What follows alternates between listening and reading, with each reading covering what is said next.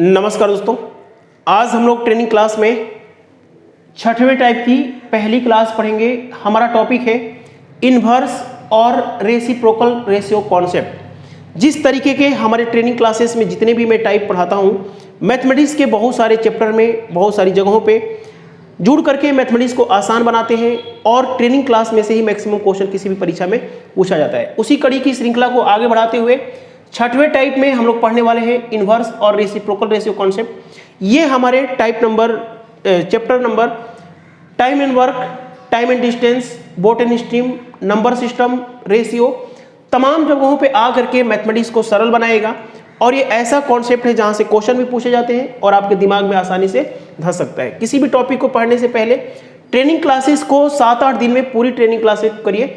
अभी नई वीडियो पढ़ने से पहले पुरानी वीडियो भी आप लोग देख सकते हैं। इन्वर्स और रेसिप्रोकल रेशियो नाम से ही स्पष्ट है। रेसिप्रोकल मतलब विलोमानुपाती होता है, उल्टा होता है। जैसे मैं बोलता हूं कि एक लड़का है और एक लड़की है। मैं टॉपिक पढ़ाने से पहले एक चीज पूछता हूं, एक लड़का है और एक लड़की है, दोनों में आपसी घनिष्ठ दोस्ती है, कभी दोस्ती नहीं टूटने वाली है, हमेशा के लिए दोस्ती बन चुकी है। दोनों आईएएस की तैयारी करते हैं मुखर्जी नगर दिल्ली में। 10 साल हो गए हैं तैयारी करते करते, इनका सिलेक्शन अभी नहीं हुआ है। कोई बहुत इंटेलिजेंट स्टूडेंट है, बहुत काफ़ी पैसे वाले घर से है, कोई आधे नंबर से, कोई 1 नंबर से रह जा रहा है, बार बार इंटरव्यू तक पहुंचते हैं। दोनों ने एक बार प्लानिंग बनाया कि हम लोग का सिलेक्शन हो नहीं रहा है, कहीं बाहर घूम के आते हैं, मूड फ्रेश करके आते हैं। दिल्ली में रहते हैं, इन्होंने प्लानिंग बनाया गोवा के लिए। गोवा के लिए प्लानिंग बनाया कि चलिए गोवा घूम के आते हैं, फिर हम लोग पढ़ाई पे लगेंगे। ये 10 सालों की दोस्ती है, कभी आज तक झगड़ा नहीं हुआ है। गोवा में जाने के लिए सब कुछ बुक हो गया, हवाई जहाज का टिकट बुक हो गया, कहाँ पे रहना है, कहाँ पे खाना है, कहाँ पे घूमना है। ये बहुत बड़े फैमिली से है, घूमने के लिए करोड़ों रुपए का खर्च आया, अरबों रुपए का खर्च आ गया है। कहाँ रहना है, कहाँ घूमना है, कहाँ पे कितने दिन का टूर है, सब ऑनलाइन बुकिंग हो गया है। करोड़ों रुपए का खर्च आया है। जाने का डेट भी डिसाइड हो गया है कि 31 दिसंबर को जाने का प्लान है। जाने की दिन भी सब कुछ सही रहा, दोनों साथ साथ पैकिंग कर रहे थे। अचानक 12 बजे हवाई जहाज़ थी और रात को 11 बजे, 12 बजे रात को ट्रेन है, हवाई जहाज़ है, और 11 बजे दोनों में आपस में झगड़ा हो गया। ये बोलता है कि मैं तेरे साथ नहीं जाऊंगा और ये बोलती है कि मैं भी तेरे साथ नहीं जाऊंगी। यहाँ पे अरबों रुपए का टिकट बुकिंग हो गई है, झगड़ा हो गया है और इसी बीच फ्लाइट छूट जाती है। फ्लाइट ख़त्म चली गई है। अब दोनों सोच में पड़ गए कि यहाँ पे तो खर्च बहुत ज़्यादा आ गया है, यदि नहीं जाएंगे तो यहाँ पे खर्चा सब क्या हो जाएगा, बेकार हो जाएगा। इसको पूरा भरोसा है कि यदि मैं जाता हूँ तो ये पीछे पीछे दौड़ी आएगी, इसको भी पूरा भरोसा है कि मैं जाऊँगी तो ये पीछा पीछा दौड़ा आएगा। दोनों को आपसी इतना भरोसा है। मेरी बातों को समझिएगा। लड़का ने अपनी कार उठाया और 4 किलोमीटर प्रति घंटे की रफ्तार से गोवा के लिए रवाना हो गया। लड़की अपनी कार उठाई और ये चली गई 5 किलोमीटर प्रति घंटा की रफ्तार से। मैं बस आपसे एक सवाल छोटा सा पूछना चाहता हूँ कि गोवा पहुँचने में समय पहले कौन पहुँचेगा, लड़की पहले पहुँचेगी या लड़का पहले पहुँचेगा? तो निश्चित रूप से सभी लोगों के मन में जवाब चल रहे होंगे कि लड़की पहले पहुंचेगी, निश्चित रूप से पहुंचेगी। आपने ध्यान से देखा कि मैंने चाल बताया यहां पे, तो आपने बताया कि समय जो लेगा लड़की कम समय लेगी। तो चाल और समय में इन्वर्स रेशियो कॉन्सेप्ट चलता है, उल्टा रेशियो चलता है। यदि चाल पता है तो समय का अनुपात जानने के लिए हम लोग एक दूरी से मदद मांगते हैं। माना कि दूरी 5 और 4 का एलसीएम ले लीजिए, 20 हो गया, 20। यदि दूरी 20 लेते हैं और 4 की रफ्तार से जाएंगे तो निश्चित रूप से 5 घंटा लगेगा। यदि 5 की रफ्तार से जाते हैं तो निश्चित रूप से 4 घंटे लगेंगे। यदि मैं आपसे कभी भी पूछूं कि चाल 4:5 है तो समय का अनुपात बताइए, तो आपको सोचना नहीं है। यदि 4:5 चाल का अनुपात है तो समय का अनुपात 5:4 आप बोल दीजिएगा, कोई दिक्कत की बात नहीं है। यही मैं समझाना चाहता हूं कि चाल और समय में इन्वर्स रेशियो चलता है। इन्वर्स रेशियो में बदलने का तरीका है, या तो आप डिस्टेंस से मदद मांगेंगे, या दूसरा तरीका ये होता है कि यदि चाल हमारा 4:5 है, चाल 4:5 है, तो जो समय होता है, जो हमारा समय होता है वो 1/4:1/5 इसका उल्टा होता है। 1/4 1/5 ये होता है समय का अनुपात। ट्रेनिंग क्लासेस के पहले टाइप में पढ़ चुके हैं कि रेशियो भिन्नात्मक रूप में नहीं देखते हैं, इसका चरण दबा के क्रॉस मल्टीप्लाई करेंगे। 5:4 ये हो गया हमारा समय का अनुपात। समझ में आ रहा है? तो समय का अनुपात जानने के लिए या तो ये मेथड का प्रयोग कर सकते हैं, या तो हम एक एलसीएम से मदद मांग के कर सकते हैं। देखिए, ये छोटा सा कॉन्सेप्ट बहुत सारी जगहों पे मैं लगा के दिखाने वाला हूँ, प्रीवियस ईयर के क्वेश्चन भी कराने वाला हूँ, ताकि आप इस टॉपिक की गहराई को समझें और इसको बार बार रिवीजन करें। ये हमारा जो टाइप है, time distance, time and work, नल टंकी, बोट एंड स्टीम, नावधारा, नंबर सिस्टम, बहुत सारी जगहों पे काम आएगा। बस मैं यहाँ पे बेसिक क्लियर करता हूँ। यदि मैं आपसे पूछूं कि इस क्वेश्चन का जवाब दीजिए, 3 आदमी ए, बी तथा सी एक निश्चित दूरी के लिए एक ही स्थान से एक ही समय के लिए रवाना होते हैं, जिनकी चाल का अनुपात पता है 5:3:2, गंतव्य स्थान पर पहुंचने में उनके द्वारा लिए गए समय का अनुपात बताएं। देखिए, यदि चाल पता है, स्पीड पता है 5:3:2, मैं पूछूं कि समय का अनुपात बताइए, तो आप यहां पे एक डिस्टेंस से मदद मांग लेंगे। डिस्टेंस क्या होगा? 5, 3 और 2 से कटने वाली कोई भी संख्या आप ले सकते हैं। तो 5, 3 और 2 से कटने वाली संख्या एलसीएम ले लीजिए, 30 होता है। ये 30 कैसे आया? ट्रेनिंग क्लासेस के 8वें टाइप में बताने वाला हूं। यदि 5 की रफ्तार से जाएंगे तो 5 छक्का 30, 6 समय लगेगा। 5 छक्का 30, 6 घंटा लगेगा। 3 की रफ्तार से जाएंगे तो 10 घंटा लगेगा, और 2 की रफ्तार से जाएंगे तो 15 घंटा लगेगा। यानी 6, 10 और 15 यही है हमारा समय का अनुपात। 5:3:2 यदि चाल का अनुपात है तो समय का अनुपात 6, 10 और 15 होगा। यानी चाल और समय का अनुपात जानने के लिए हमने डिस्टेंस से मदद लिया। डिस्टेंस आप 60 भी ले सकते हैं, 90 भी ले सकते हैं, कोई दिक्कत की बात नहीं है। दूसरा तरीका ये होता है कि यदि चाल का अनुपात पता है 5:3:2, तो समय का जो अनुपात होता है 1/5, 1/3 और 1/2 होता है। ट्रेनिंग क्लासेस के पहले टाइप में मैंने बताया है कि रेशियो को भिन्नात्मक रूप में देखना पाप होता है। भिन्न से कन्वर्ट करेंगे, इसको ढक लेंगे, 3, 2 या 6 को 1 में गुणा करेंगे, 6 इस समय का अनुपात होगा। इसका समय 2, 5, 10 को 1 में गुणा करेंगे, इसका समय 10 यूनिट हो जाएगा। इसका समय 5/3 15 हो जाएगा।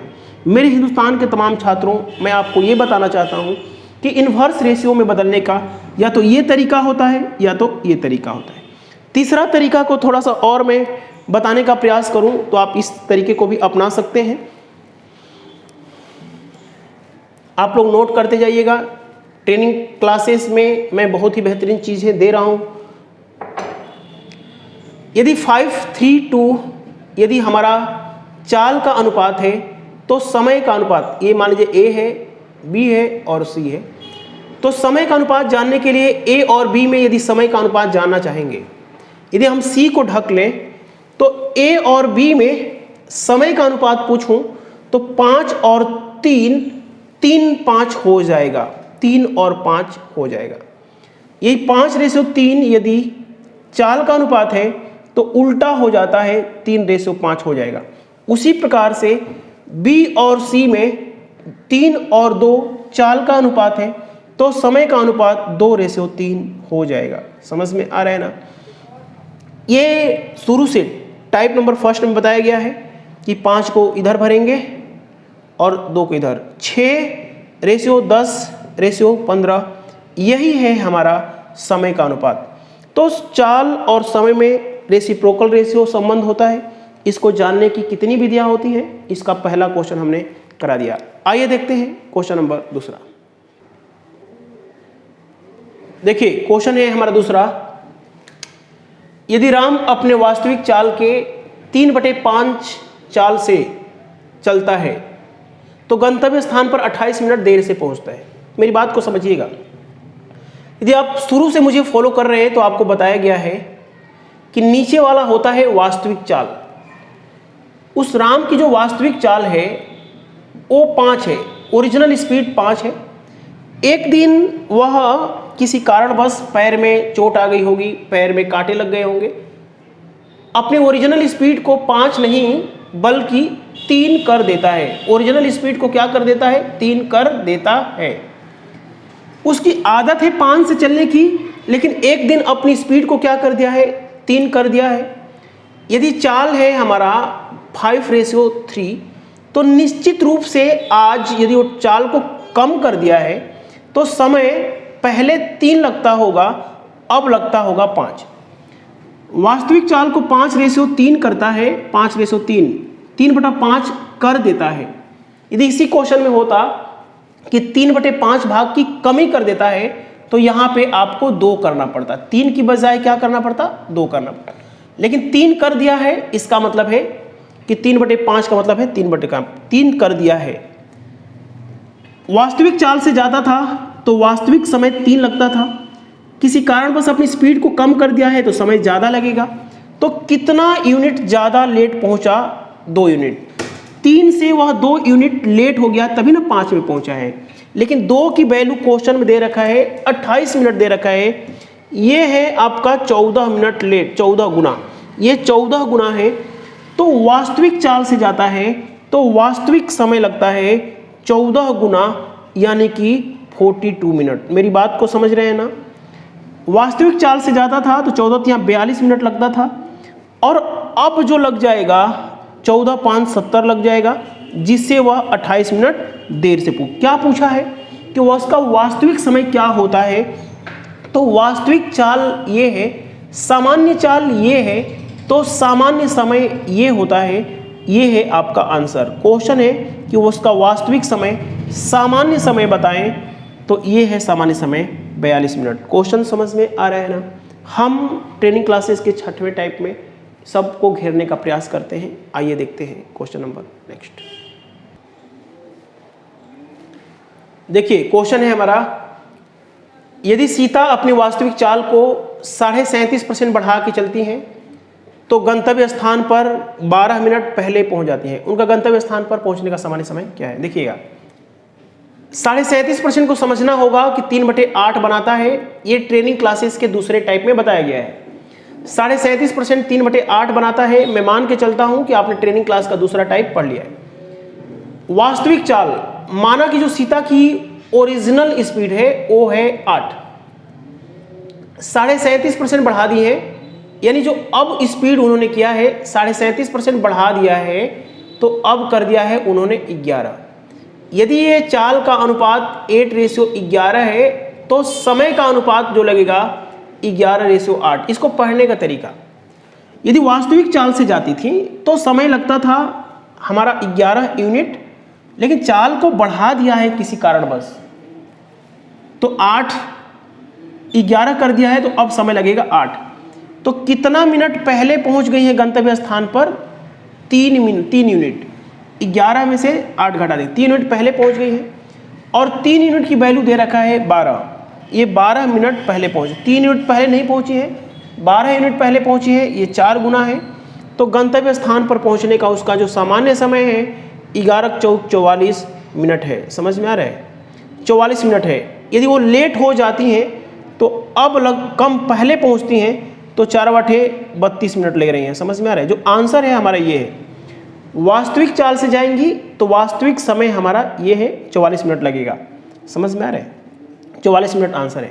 तो अभी आपने देखा कि इनवर्स रेशियो कॉन्सेप्ट, चाल और समय के हमने 2 क्वेश्चन कराए, और भी क्वेश्चन कराने वाला हूं। आइए समझते हैं क्वेश्चन नंबर नेक्स्ट। देखिए क्वेश्चन है हमारा, एक लड़की दिल्ली से आगरा 40 किलोमीटर प्रति घंटे की रफ्तार से जाती हैं, पुनः आगरा से दिल्ली 60 किलोमीटर प्रति घंटे की वापस आती हैं।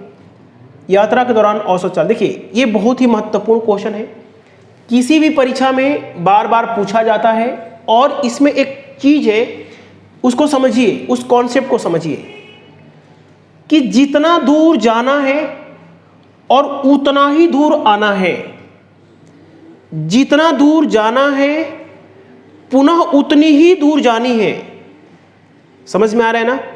इतना दूर जाना है और पुनः उतना दूर जाना है, दूरी बराबर बराबर हो। तो इस पे मैं 3 क्वेश्चन कराने वाला हूं, उसको समझिए ध्यान से। दिल्ली से जाती हैं आगरा, दिल्ली से आगरा जाती हैं किस रफ्तार से? 40 किलोमीटर की रफ्तार, 40 किलोमीटर प्रति घंटे की रफ्तार से, और पुनः आगरा से दिल्ली आती हैं 60 किलोमीटर प्रति घंटे, यानी जितना दूर गई है ना उतना ही दूर आई है। तो इस कॉन्सेप्ट को हमेशा के लिए दिमाग में रखिए, क्योंकि बार बार क्वेश्चन पूछा जाता है। 40 की रफ्तार से जाएंगे, 60 की रफ्तार से आएंगे, तो दूरी जानने के लिए कितना दूर गई हैं, कितना दूर आई हैं नहीं पता है, तो 40 और 60 का एलसीएम मान लीजिए 120 होता है, 120 होता है। यदि वो 40 की रफ्तार से जाती हैं तो 120 जाने में 3 घंटे लग गए। देखिए ना, 120 उन्होंने जा चुकी हैं और 120 जब आएंगी तो उनका लग जाएगा 2.5 घंटा लग जाएगा। 60 की रफ्तार से आएंगी तो 2.5 120। देखिए औसत चाल जो होता है ना, औसत चाल जो होता है वो कुल तय की गई दूरी, कुल तय की गई दूरी बटा में लगा समय होता है, कुल समय होता है, लगा समय होता है। देखिए ना, 120 गई है और 120 आई है, तो जो दूरी होगा ना वो 240 हो जाएगा, 240 हो जाएगा। जितना दूर गई है उतना ही दूर आई है, 2 से गुणा कर देंगे, जाने में 3 घंटा, आने में 2 घंटा, 5 से भाग देंगे, तो यात्रा के दौरान 5 चौका 20, दिखाई दे रहा है ना, 5 चौका 20, 5 8 40, 40 किलोमीटर प्रति घंटा औसत चाल रही है। मेरी बात को समझ रहे हैं ना? देखिए हम ट्रेनिंग दे रहे हैं, ट्रेनिंग क्लासेस का मतलब ये होता है कि हम वो क्वेश्चन को टच करते हैं जो हमारे टाइप से डायरेक्टली मैच करता है, और छोटे छोटे क्वेश्चन करवाने के बाद हम बड़े चैप्टर में इसको कनेक्ट करते हैं, और वो क्वेश्चन हम शामिल करते हैं जो एग्जाम में पूछे जाने की 90% चांस रहता है। तो यात्रा के दौरान जो औसत चाल हो गई ये हो गई। देखिए बहुत सारे स्टूडेंट किताबों में पढ़ के आते हैं एक फॉर्मूला, मैं नहीं कहूँगा कि आप उस फॉर्मूले को करिए, क्योंकि फॉर्मूले का कोई यूज नहीं होता है हमारे कॉन्सेप्ट में। आप जानते हैं कि इसका जो फॉर्मूला होता है 2xy by x plus Y, इसको भी जानते हैं तो कोई बात नहीं है। 2 × 40 × 60 बटे में 60 + 40, इसको कर लीजिएगा, आंसर आ जाएगा 48 किलोमीटर प्रति घंटा। यदि इसको जानना चाहते हैं कि क्वेश्चन किताबों में कैसे बनता है, मतलब किताब वाला मेथड इसका क्या हो सकता है, तो इसका ये होता है तरीका कि कुल दूरी बटा में लगा समय। माना कि d दूरी जाना है, तो d जाना है 40 की रफ्तार से, तो दूरी बटा में चाल समय बनाता है। फिर d जाना है आपको किस चाल से? 60 की चाल से। समझ में आ रहा है? कुल दूरी बटा में लगा समय, कुल दूरी d जा रहे हैं 40 की चाल से, d जा रहे हैं 60 की चाल से, तो यही होता है। इसको जब हल करेंगे तो 48 किलोमीटर, d से d कैंसिल हो जाएगा, 48 किलोमीटर प्रति घंटा आंसर आ जाएगा। समझ में आ रहा है? और यदि आप इसको ऐसे भी कर सकते हैं, ये 2 लाइन का क्वेश्चन है ना, 2 लाइन का क्वेश्चन है ना, तो यहाँ पे 2 लिखिए, 1 बटे में 40 लिखिए, और 1 बटे में आप लिख दीजिए 60। यदि इसको भी हल करेंगे तो भी हरात्मक माध्य में पढ़ाऊंगा नंबर सिस्टम में, तो बताऊंगा कि किसी भी 2 संख्या का हरात्मक माध्य होता है 2 बटे में 1 बटा पहली संख्या, 1 बटे में दूसरी संख्या। हार्मोनिक मीन निकालने का ये भी तरीका होता है। जब इसको हल करेंगे, इसको भी देखिएगा 48 ही आएगा, इसको भी हल करके देखिएगा 48 ही आएगा। जो हमने पहला तरीका बताया है उसी को फॉलो करना है। आइए समझते हैं क्वेश्चन नंबर 3।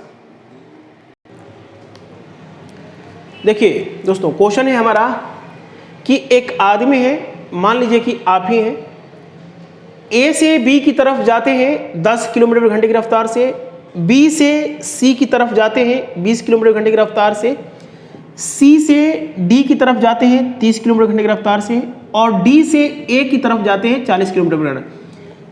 ये जो फिगर आप देख रहे हैं स्क्वायर है, यानी कि ए से बी की दूरी, बी से सी की दूरी, सी से डी की दूरी और डी से बी की दूरी बराबर है।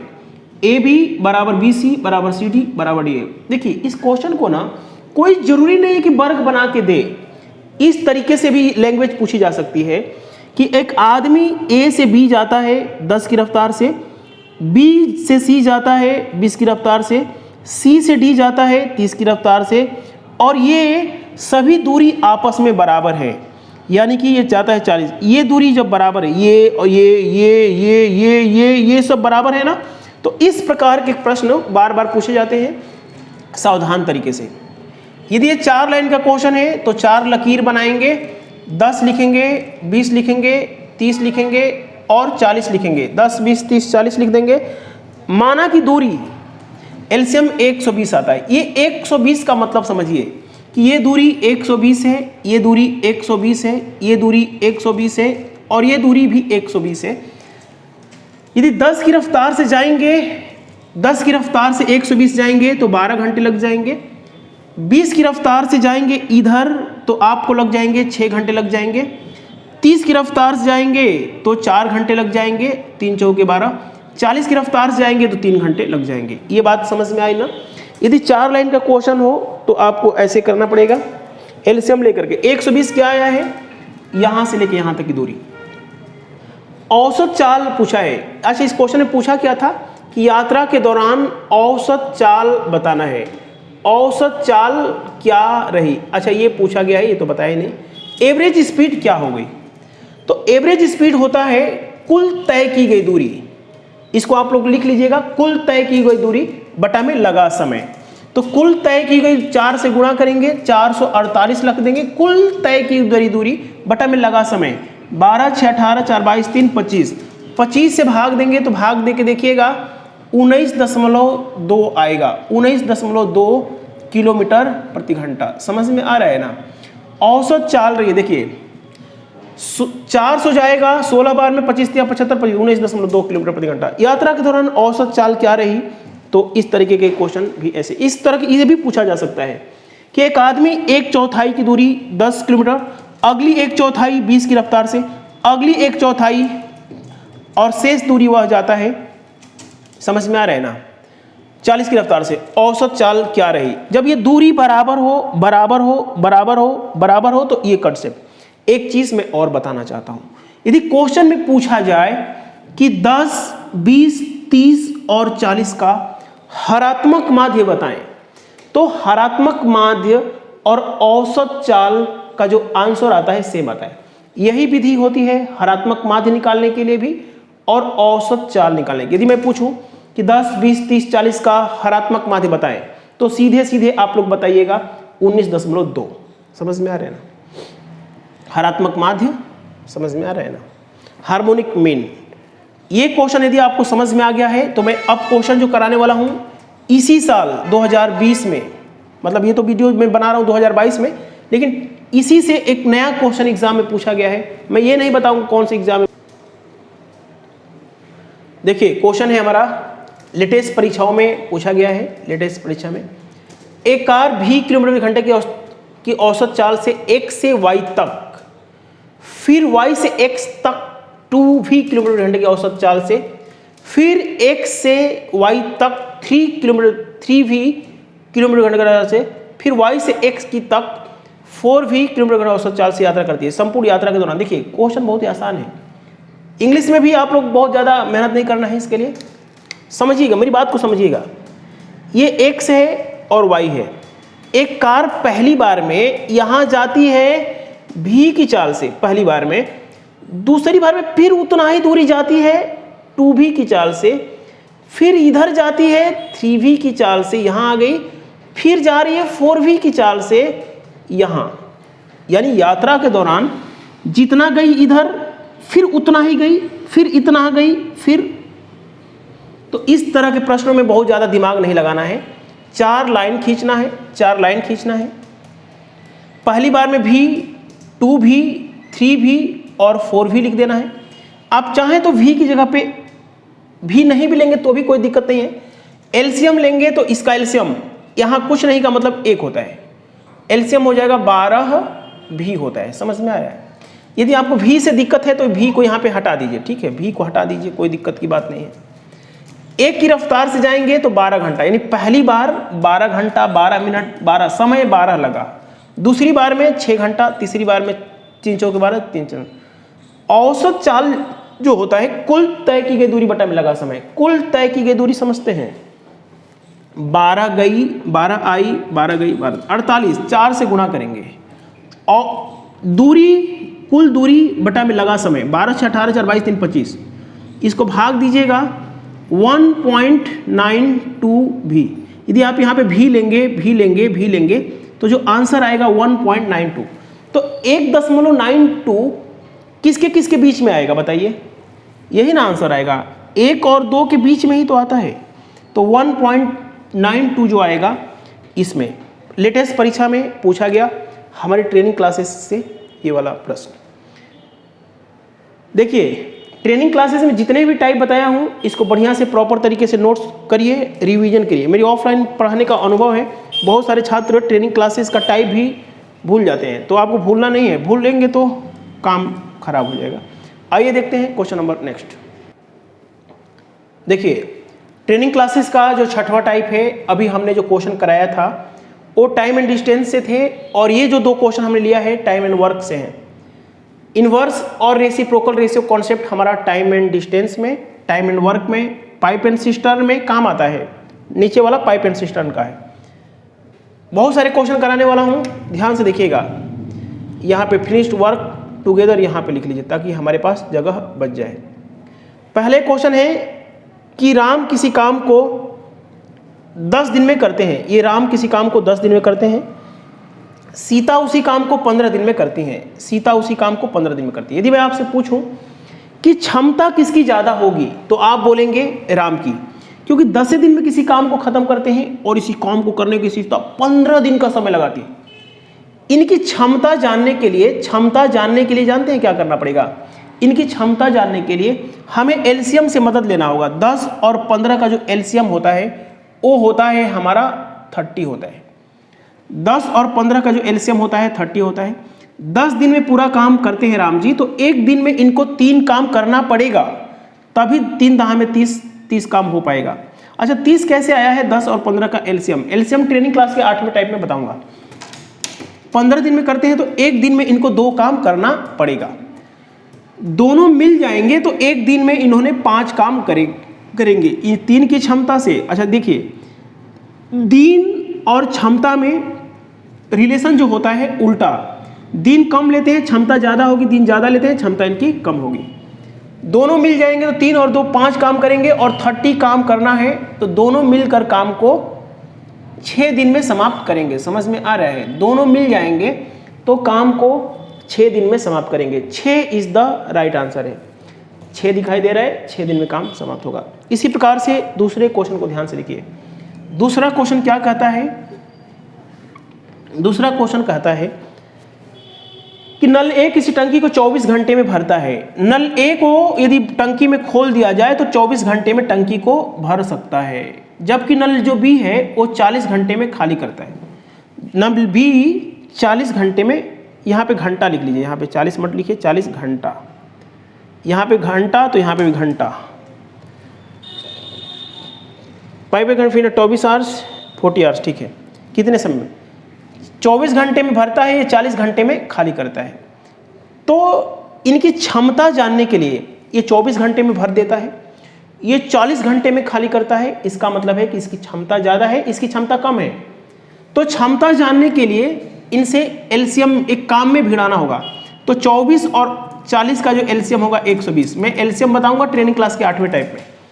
24 और 40 का एलसीएम 120 होता है। 24 घंटे में भरते हैं तो 1 घंटे में इनकी मजबूरी है कि 5 यूनिट काम करेंगे, तो 24 5 120 होगा। 40 घंटे में खाली करते हैं तो 1 घंटे में इनको 3 खाली करना पड़ेगा। क्वेश्चन ये है कि दोनों को एक साथ खोल दिया जाता है, दोनों को एक साथ खोल दिया जाता है, दोनों को एक साथ खोल दिया जाता है। तो ये 5 भरने वाले हैं और ये खाली करने वाले हैं। तो टंकी में सिर्फ पानी 2 ही तो जाएगा, 5 में से 3 घट जाएगा। टंकी में पानी 5 में से 3 चला गया, 2 जाएगा, 5 में से 3 चला जाएगा। और भरना कितना है 120, तो समय लग जाएगा हमारा 60 घंटे। समझ में आ रहा है? दोनों को एक साथ खोलेंगे तो ये भरेगा, ये खाली करेगा तो लग जाएगा 60 घंटा। समझ में आ रहा है? तो आज की ट्रेनिंग क्लासेस में बस इतना ही। हमने टाइम डिस्टेंस और वर्क एंड टाइम को कनेक्ट करने की कोशिश किया। दूसरे छठवें की दूसरी टाइप में कुछ बढ़िया क्वेश्चन उठाएंगे, बोट एंड स्टीम को भी शामिल कर देंगे वहाँ पे, और जो भी ऐसे क्वेश्चन जो बार बार पूछे जाते हैं और इस टाइप से मैच को करता है इसको। इससे पहले की ट्रेनिंग क्लासेस को कर लीजिए, funny concept classes app download कर लीजिए, अपने मित्रों को भी डाउनलोड करवा दीजिए। और जितने भी छात्र फनी कॉन्सेप्ट क्लासेस ऐप पे एडमिशन ले चुके हैं, प्रॉपर बढ़िया नोट्स बनाएं। और जितने भी हमारी क्लासेस बढ़ी हुई हैं, चाहे वो एरिथमेटिक की हो, एडवांस की हो, उनको भी करके ख़त्म करें। जय हिंद, जय भारत, नमस्कार।